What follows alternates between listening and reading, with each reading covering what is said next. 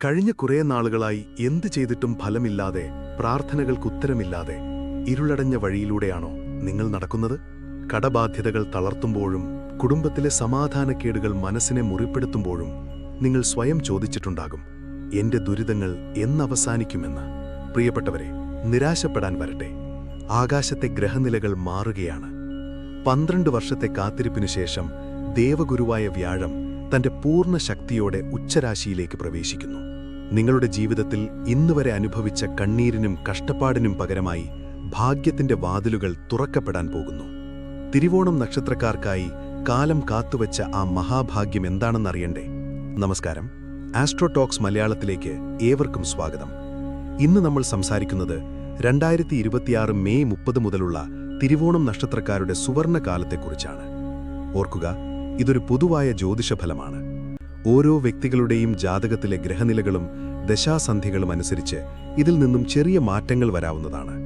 പ്രാർത്ഥനകൾക്കും പൂജകൾക്കായി നക്ഷത്രത്തോടൊപ്പം നിങ്ങളുടെ പേരുകൂടി കമന്റിൽ രേഖപ്പെടുത്തുക. ഏവർക്കും ശ്രീ ഗുരുവായൂരപ്പന്റെ അനുഗ്രഹങ്ങൾ ഉണ്ടാകട്ടെ. ജ്യോതിശാസ്ത്രത്തിലെ 27 നക്ഷത്രങ്ങളിൽ 22ാം നക്ഷത്രമാണ് തിരുവോണം. ഈ നക്ഷത്രക്കാരെക്കുറിച്ച് പറയുമ്പോൾ ഏറ്റവും ആദ്യം പായേണ്ടത് അവരുടെ ക്ഷമയും സത്യസന്ധതയുമാണ്. ആളുകളെ കേട്ടിരിക്കുവാനാണെങ്കിലും തങ്ങളുടെ കഠിനാധ്വാനത്തിന്റെ ഫലം കാത്തിരിക്കുവാനാണെങ്കിലും ഇവർ ക്ഷമ കാണിക്കും. ജീവിതത്തിൽ സത്യസന്ധത എന്ന ഗുണത്തിന് ഇവർ വളരെ പ്രാധാന്യം നൽകുന്നു. വാരി വലിച്ചു ചെയ്യാതെ കാര്യങ്ങൾ ചിട്ടയോടെ ചെയ്യുവാനാണ് തിരുവോണം നാളിൽ ജനിച്ചവർക്ക് താൽപ്പര്യം. വൃത്തിക്കും ഇവർ പ്രാധാന്യം നൽകുന്നു. പരാജയത്തെപ്പറ്റി ചിന്തിക്കാതെ ഭാവി മുന്നിൽ കണ്ട് പ്രവർത്തിക്കുന്നവരാണ് ഈ രാശിക്കാർ. കഷ്ടപ്പെടുന്നവരെ പണം നൽകി സഹായിക്കുന്ന കാര്യത്തിൽ രണ്ടാമതൊന്നിവർ ആലോചിക്കില്ല. മറ്റുള്ളവരോട് നന്നായി പെരുമാറുവാനും ഇവർ ശ്രദ്ധിക്കാറുണ്ട്. മാത്രമല്ല, ഒരു കാര്യം ആരംഭിക്കുന്നതിന് മുൻപ് അതിന്റെ എല്ലാ വശങ്ങളെക്കുറിച്ചും അവർ കൃത്യമായി ആലോചിച്ച ശേഷം മാത്രമേ മുന്നിട്ടിറങ്ങുകയുള്ളൂ. മകരക്കൂറിൽ വരുന്ന തിരുവോണം നക്ഷത്രക്കാരെ സംബന്ധിച്ചിടത്തോളം ഈ വ്യാഴമാറ്റം ജീവിതത്തിൽ വലിയ മാറ്റങ്ങൾക്കും വഴിതിരിവുകൾക്കും കാരണമാകും. 2026 മെയ് 30-ന് വ്യാഴം മിഥുനം രാശിയിൽ നിന്ന് അതിന്റെ ഉച്ചരാശിയായ കർക്കടകത്തിലേക്ക് പ്രവേശിക്കുകയാണ്. ജ്യോതിശാസ്ത്രത്തിൽ ഏറ്റവും ശുഭഗ്രഹമായി കരുതപ്പെടുന്ന വ്യാഴം കർക്കടകം രാശിയിലെത്തുമ്പോൾ കൂടുതൽ ബലവാനാകുന്നു. ജ്യോതിശാസ്ത്രമനുസരിച്ച് ദേവഗുരു എന്നാണ് വ്യാഴഗ്രഹം അറിയപ്പെടുന്നത്. നവഗ്രഹങ്ങളിൽ ഏറ്റവും സൗമ്യനും ശുഭദായകവുമായ ഗ്രഹമാണ് വ്യാഴം. വിദ്യ, ധനം, സന്താനം, ഭാഗ്യം, ധർമ്മം, നീതി, വിവേകം എന്നിവയുടെ കാരകനാണ് ഗുരു. സാമ്പത്തിക അഭിവൃദ്ധിയും ഐശ്വര്യവും നൽകുന്നത് വ്യാഴഗ്രഹമാണ്. ഒരാളുടെ ജാതകത്തിൽ വ്യാഴം ബലവാനാണെങ്കിൽ അയാൾക്ക് ജീവിതത്തിൽ ദാരിദ്ര്യം അനുഭവപ്പെടില്ല.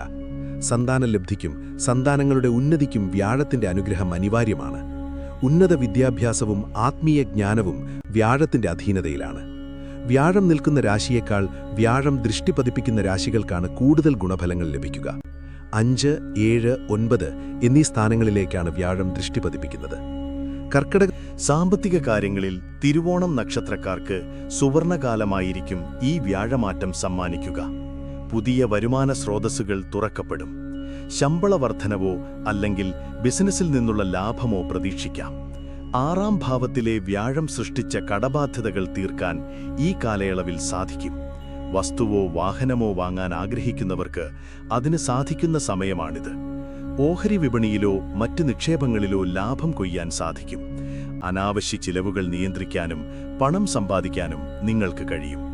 ഉദ്യോഗാർത്ഥികൾക്കും ജോലി ചെയ്യുന്നവർക്കും ഈ സമയം വളരെ അനുകൂലമാണ്. തൊഴിൽ രംഗത്ത് അർഹമായ സ്ഥാനക്കയറ്റവും ആനുകൂല്യങ്ങളും ലഭിക്കും. മേലധികാരികളിൽ നിന്ന് പ്രശംസ ലഭിക്കും. വിദേശത്ത് ജോലി ആഗ്രഹിക്കുന്നവർക്കോ മികച്ച മറ്റൊരു സ്ഥാപനത്തിലേക്ക് മാറാൻ ആഗ്രഹിക്കുന്നവർക്കോ ഈ സമയം ഫലപ്രദമാണ്. പങ്കാളിത്ത ബിസിനസ്സിൽ ഏർപ്പെട്ടിരിക്കുന്നവർക്ക് വലിയ ലാഭം ലഭിക്കും.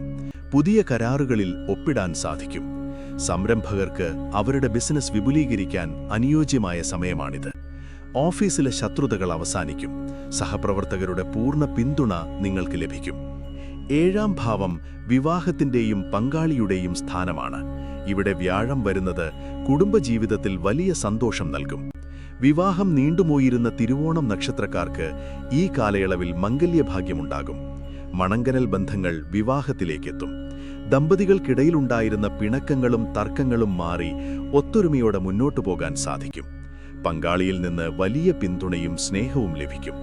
കുട്ടികളില്ലാത്ത ദമ്പതികൾക്ക് വ്യാഴത്തിന്റെ അനുഗ്രഹത്താൽ സന്താനലബ്ധിക്ക് സാധ്യതയുണ്ട്. മക്കളുടെ വിദ്യാഭ്യാസ കാര്യത്തിലോ തൊഴിൽ കാര്യത്തിലോ ഉണ്ടായിരുന്ന ആശങ്കകൾ മാറും. മാതാപിതാക്കളുടെ ആരോഗ്യം മെച്ചപ്പെടും.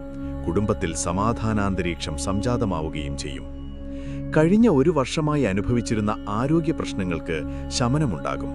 വിട്ടുമാറാത്ത രോഗങ്ങളാൽ കഷ്ടപ്പെട്ടിരുന്നവർക്ക് കൃത്യമായ ചികിത്സയും ആശ്വാസവും ലഭിക്കും. മനസ്സിലെ ഭയം, ഉത്കണ്ഠ എന്നിവ കുറയും. യോഗ, ധ്യാനം എന്നിവയിലൂടെ മനസ്സിനെ കൂടുതൽ ശാന്തമാക്കാൻ സാധിക്കും.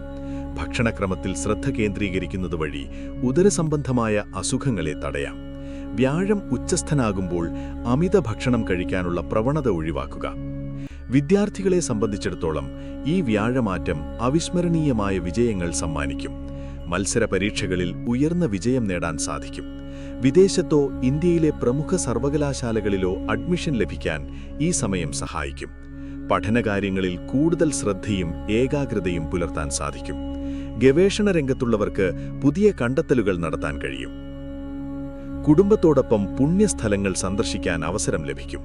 ആത്മീയ ഗുരുക്കന്മാരുടെ അനുഗ്രഹം തേടും.